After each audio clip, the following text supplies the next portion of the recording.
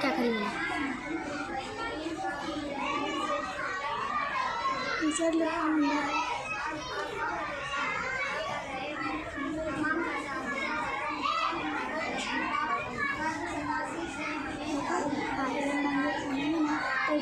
बच्चे की आवाज़ आती है।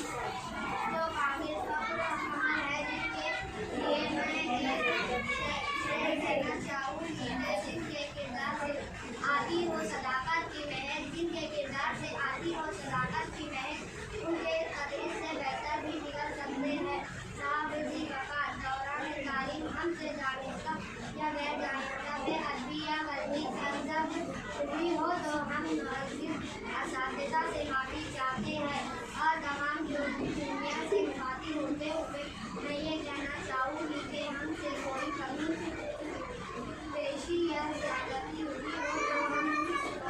मोहतरम हवा है सदर महफिल आपकी इजाज़त से स्कूल के सीनियर क्लास के तालिब इल्म होने के नाते अपने जूनियर क्लास से हम हमदम साथियों को एक पैगाम देना चाहूँगी। हम सब मेहनत बोलते बोलना रीदा को नहीं बोलते बोला मुंडी उठाओ तो हम आज के बच्चे और कल के मेहमान हैं। आने वाले वक्त रीदा को इन दोनों को बोल कौन उधर इसको बोल रीदा जिसको इधर रीदा इधर कहाँ